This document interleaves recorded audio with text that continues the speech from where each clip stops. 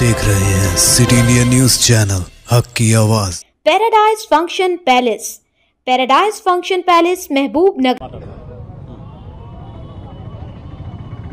తెలంగాణ సాయుధ పోరాటంలో చిరస్మరణీయ ఘట్టం చాకలి ఐలమ్మ వీరగాథ.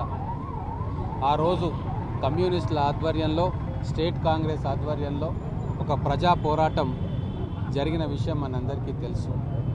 ఆ ప్రజా పోరాటం ఉధృతమై ఢిల్లీలో కూడా దీని ప్రకంపనలు మొదలై సర్దార్ వల్లభాయ్ పటేల్ గారు భారత సైన్యాన్ని పంపినాక ఇక్కడ తెలంగాణ విముక్తమైంది.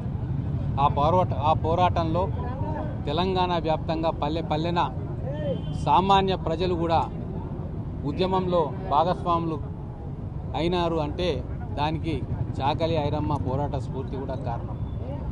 వారు ఒక సాధారణ గృహిణిగా ఉంటూ, ఒక సామాన్య రైతుగా ఉంటూ నిజాం నిరంకుశ పాలన మీద తిరుగుబాటు చేసి మా పంట మాకు కావాలి, మా భూమి మాకు కావాలి అని చెప్పి ఆ రోజు పోరాటం చేశారు. అందుకే వారు మరణించిన ఇన్ని సంవత్సరాల తర్వాత కూడా గొప్పగా వారి వర్ధంతిని జరుపుకుంటూ వారి పోరాట ఫలితాన్ని, వారి పోరాట పటిమను మళ్ళొకసారి గుర్తుకు చేసుకుంటూ ఉన్నాం. చరిత్ర పుటల్లో కూడా చాకలి ఐలమ్మ పాఠాలను మన పిల్లలకు చెప్పుకోవాల్సిన అవసరం ఉంది.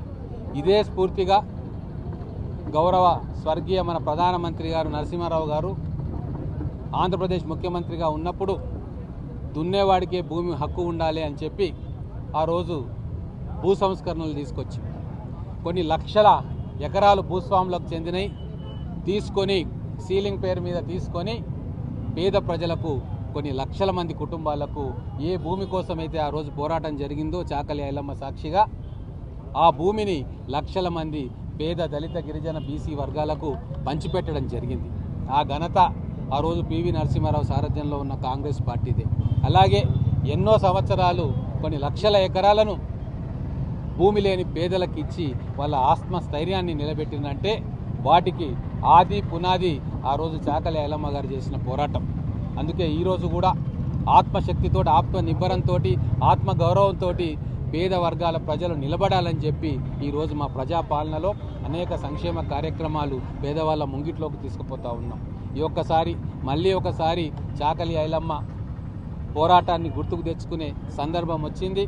అందుకే ఈరోజు చాకలి ఐలమ్మ స్ఫూర్తిగా ఆడపిల్లలు, ముఖ్యంగా పేద వర్గాల ఆడపిల్లలు చదువుకోవాలి, వాళ్ళు ఇంజనీరింగ్ చదువులు చదవాలి, డాక్టర్ చదువులు చదవాలి, వాళ్ళు ఉచితంగా ఎక్కడికంటే అక్కడ ప్రయాణం చేయాలి, వాళ్ళ పేరు మీద ఇండ్ల పట్టాలు ఇవ్వాలి అని చెప్పి ఒక మహత్తరమైన కార్యక్రమాన్ని చాకలి ఐలమ్మ స్ఫూర్తిగా ఉన్న మన ఆడబిడ్డల కోసం మా ప్రజా ప్రభుత్వం తీసుకొస్తూ ఉంది. రాబోయే రోజుల్లో మహిళలకు ఒక స్వర్ణయుగంగా ఈ తెలంగాణ రాష్ట్రం కాబోతూ ఉంది. వీటన్నిటి వెనక చాకలి ఐలమ్మ పోరాట స్ఫూర్తి ఉంటుంది. మా ప్రభుత్వం కూడా చాకలి ఐలమ్మ ఆ రోజు ఏం ఆశించి తిరుగుబాటు చేసిందో అవన్నీ కూడా పేద వర్గాల ప్రజలకు అందేటట్టుగా కంకణం కట్టుకున్నది ప్రజాప్రభుత్వం అని ఈరోజు తెలంగాణ ప్రజలందరికీ కూడా నేను సవినయంగా మనవి చేస్తా ఉన్నాను.